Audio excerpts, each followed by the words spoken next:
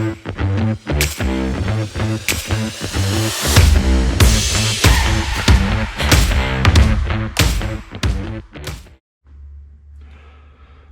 we're back here working on our headlight out of our S500, kind of a restoration project I've been working on.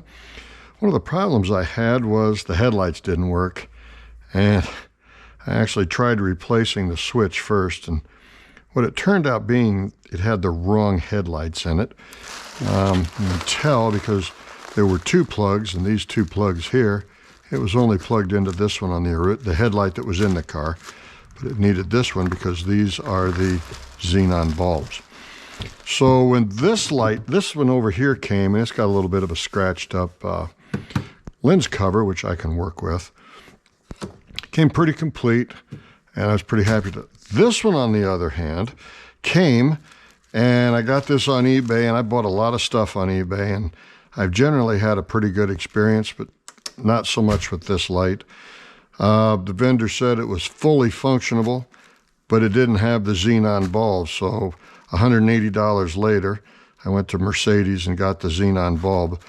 Very dishonest eBay seller. Anyway, but the light, other than not having the bulb, and I paid about $120 for this, but I had to put a new bulb in it. So anyway, the one part that is broke on this is this little. There's two little tabs right here, and you can kind of see on this. I'm going to try to zoom in, get something to point with here. You can see these two little tabs right here that stick up. When you put this cap on there, it catches on these right here. Or actually, I'm sorry about that. Catches on this tab right underneath here. That catches on those.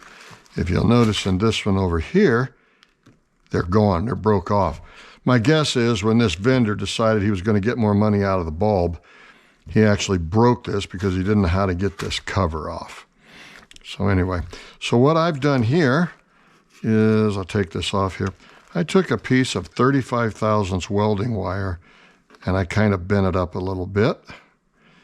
And that is going to set right in here, just like this. Get it all in here. And I'm in kind of playing with it where I think it needs to be. See if I got something here. My bench is a little bit out of control. I apologize for that. But what I need to do, I'm going to melt that right into here. And that should set just about right. Kind of looking at this one where it's at, it's just a little bit in back, and it should catch this little thing here. So what I'm going to use here is just my soldering iron. This is going to require glasses. Stand by, I'll be right back. Okay, we're back. I got my glasses on so I can actually see now. So what I'm going to do, I'm just going to kind of push this, and the reason I bent this is so when it pulls on it, it doesn't come loose. And we'll check it one more time. I'm thinking that's looking pretty good. So this is just a cheap soldering iron that I picked up at Home Depot. So what we're going to do is we're going to kind of warm this up. And what I did is I bent it so it's going to want to go into that. And we're just going to sink it right in there. If we get it warm enough.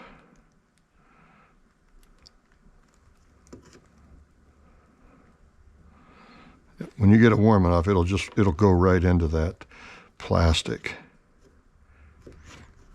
And then what I'm going to do, I'm going to go back, and you'll be able to work with it a little bit to get it to the right place. Now, yep, and that's about right.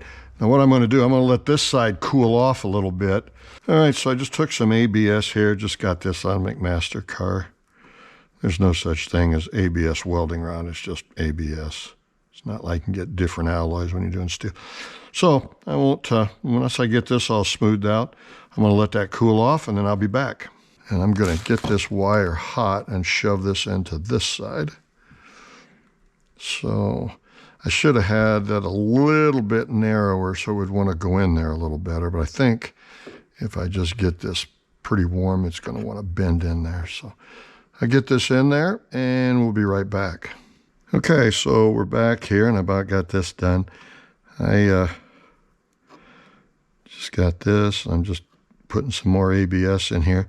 My big thing is, what I want to do is I want to hold that piece of welding wire that I bent up in there, so as it pulls on it, it's not going to come loose.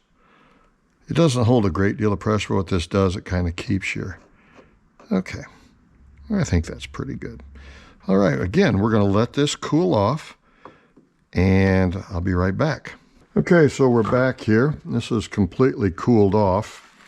So we'll take the moment of truth and see if what you're trying to do, you need this seal right here to be up in there, just to keep dirt and junk from getting up in there. So hopefully we'll be able to put this down and push this up, and that's going to lock that in place.